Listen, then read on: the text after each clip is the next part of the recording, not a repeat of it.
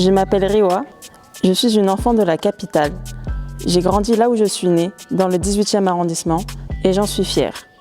Porter les couleurs de Basket Paris 14 représente beaucoup pour moi, car c'est un club qui donne énormément pour le basket féminin. Mes premiers souvenirs, j'ai commencé tard en plus, j'avais 12-13 ans, dans mon club de quartier, dans le 18e, et mes premiers souvenirs c'est au stade, toute seule, à shooter, tout le temps shooter, juste shooter tout le temps. Il n'y avait que des mecs, j'étais la seule meuf et je faisais que shooter tous les soirs. Et ça, c'est mes premiers souvenirs où je voulais tellement être... je vivais basket quoi. C'était que du foot, tous les soirs. Quand on riait, je dis pas de jouer le rebond. On va avoir le même shoot.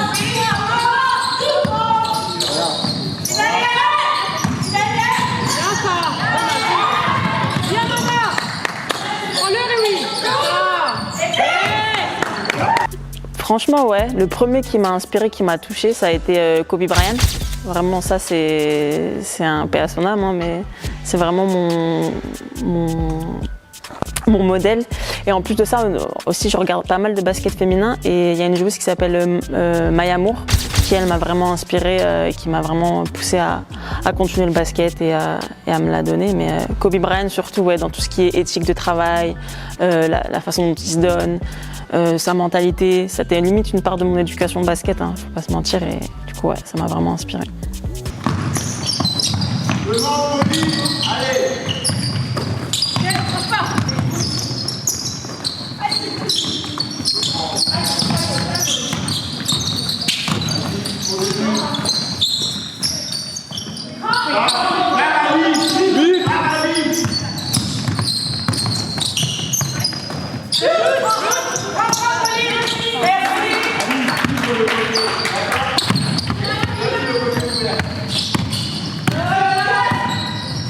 Ouais, du coup, dans le cadre de mes études, j'ai eu la chance d'aller aux États-Unis et d'intégrer une équipe réserve du coup. Mais rien que ça, c'était pas mal. En fait, on jouait contre les États qui étaient à côté de l'État, c'était en Caroline du Nord. Et c'était une expérience de ouf en vrai, parce que le basket là-bas, c'est... Déjà, le sport en général, là-bas, c'est vraiment un atout. C'est vraiment, ils le mettent en avant dans les études partout. Alors qu'en France, c'est plutôt, tu choisis soit les études, soit le sport. Tu peux pas faire les deux. Et généralement, quand tu fais le sport, on te regarde toujours bizarrement. T'es pas vu comme, t'es pas sur la voie royale de la République, quoi. T'es toujours en mode, tu fais du sport, c'est pas ouf. Et là-bas, c'est vraiment un atout et c'est vraiment, c'est dans l'ADN des gens. Et il y a cet esprit d'équipe partout. Et c'est vraiment, t'as de l'envie, t'as ta place. T'as pas d'envie, t'as pas ta place. Tout se part de l'envie là, et après c'est juste, ouais, c'est physique, c'est rapide, c'est très tactique, ça joue. Je sais que ma coach, elle jouait vraiment en fonction des forces de mon équipe et pas en fonction du jeu qu'elle voulait nous imposer. Et du coup, c'est vraiment une autre dynamique qui est vraiment plus adaptée, je pense, au sport qu'en France.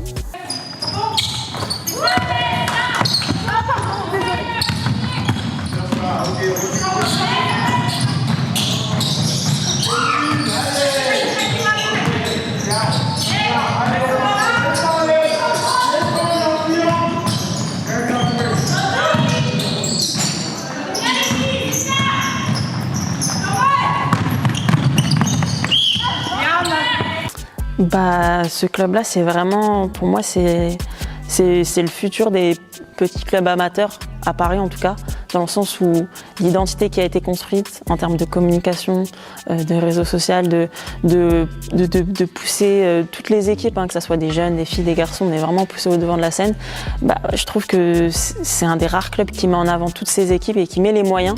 La plupart sont des bénévoles et ils sont tous là. Tous les week-ends, il y a toujours des gens qui font des tables, qui arbitrent.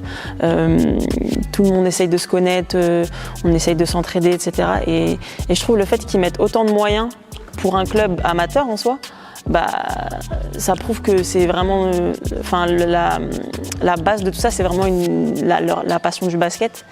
Et je vois bien qu'aujourd'hui, il y a plein de clubs qui suivent cette dynamique commencent à être sur les réseaux sociaux, de filmer, de proposer des collaborations avec des marques, etc. Donc c'est hyper stylé.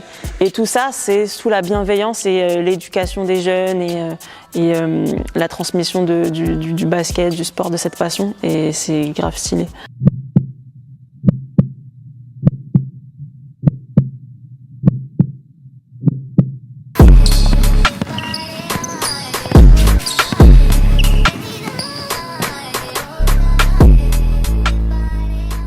Je m'appelle Laura Kéchichian, j'ai 24 ans.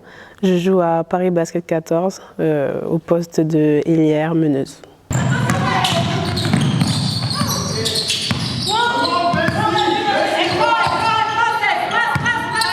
Déjà, je trouve qu'il manque des représentations au niveau du basket féminin. C'est-à-dire que quand on prend des grandes joueuses, je sais pas, comme Marine Johannes, Olivia Ipupa, Sandrine Gouda, bref, il y a beaucoup de joueuses. Là, j'ai cité des joueuses, non, à part Marine Johannes, mais des joueuses un peu à l'ancienne.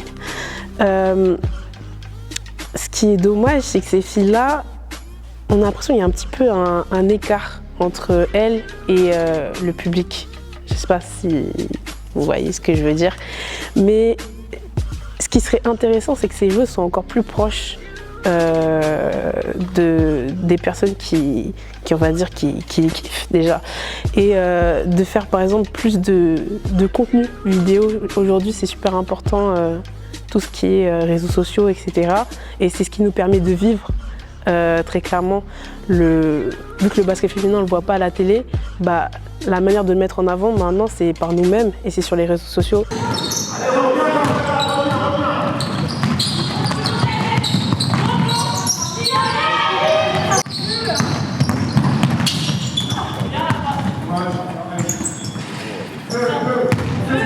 Donc je pense que toutes ces grandes joueuses, même les joueuses qui jouent en... Franchement, je parle de toutes les joueuses. Elles devraient encore plus se mettre en avant par elles-mêmes. Se dire, ah, on devrait faire plus de contenu, m'adresser encore plus à leur public, à leur communauté. Et là, ça permettrait aux petites, déjà qui les suivent, de se dire, à plus s'accrocher à ces filles-là, déjà. Et à partir de là, je pense que quand ces filles-là réussiront à se mettre en avant, par elles-mêmes, parce que malheureusement, on ne veut pas forcément nous mettre en avant, bah, les gens auront envie de les mettre en avant. Bon, Alphonse, je sais pas sentir.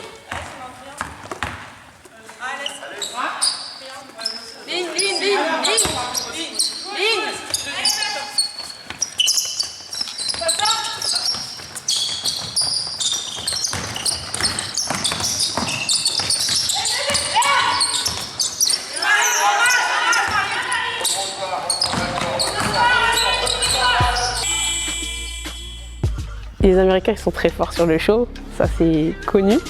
Et elles savent très bien se mettre en avant. Et elles le font déjà par elles-mêmes. Elles s'en foutent un petit peu du regard des gens. Et c'est vrai qu'en France, on a un petit peu peur du regard des gens. On est très voilà, cette personne-là, elle a trop confiance en elle, etc. Ils ont tendance à dire que c'est de l'insolence. Alors que non, c'est juste que tu as confiance en toi et tu montres aussi ce que tu sais faire. Et du coup, en France, on a peur de ça, mais non, il faudrait qu'on fasse ça. Et après, les personnes vont venir et les médias, les chaînes de télé, peut-être les marques, vont venir à ces joueuses-là pour pouvoir créer du contenu.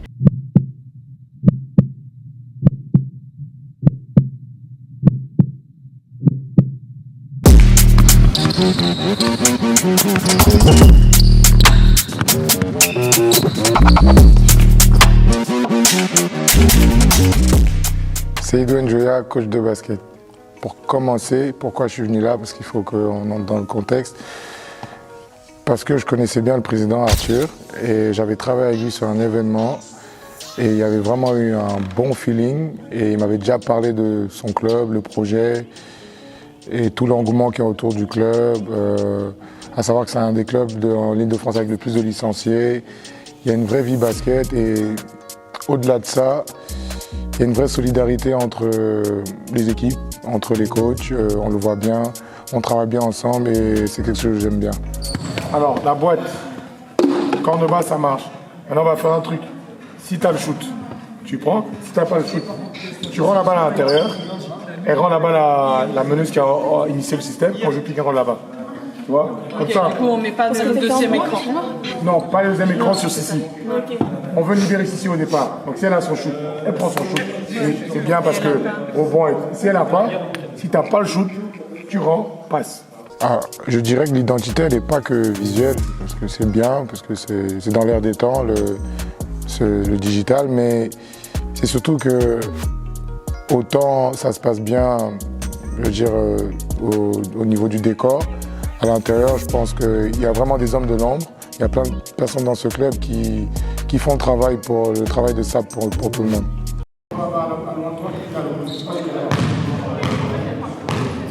Donc au départ, justement, elle part de là-bas.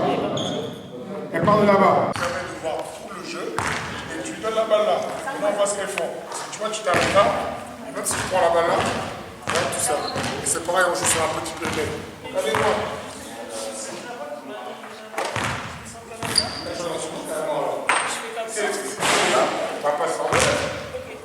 Amanda, c'est bon? Alors, on peut dire ça pour la France et pour les championnats amateurs en France, mais je trouve que c'est déjà, ça avance.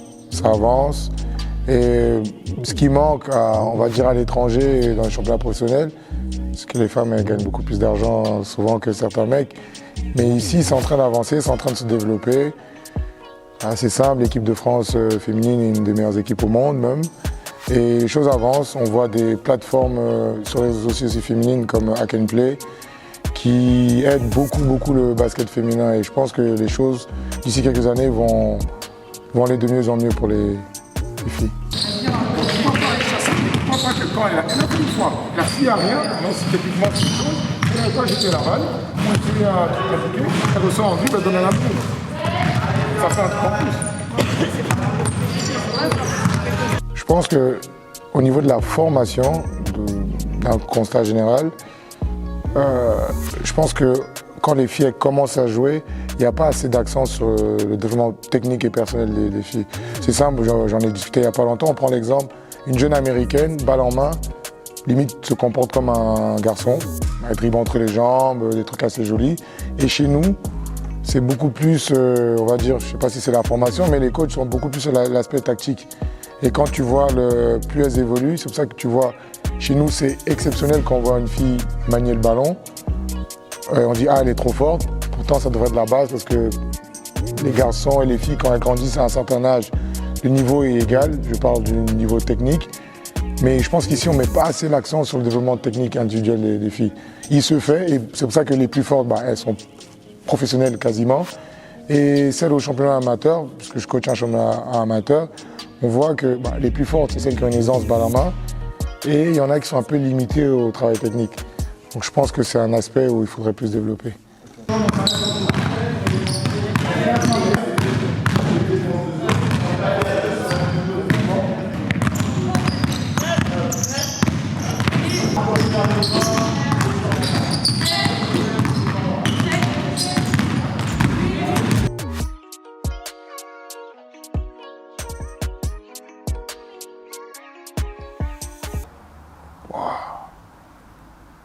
Passion. Coupé.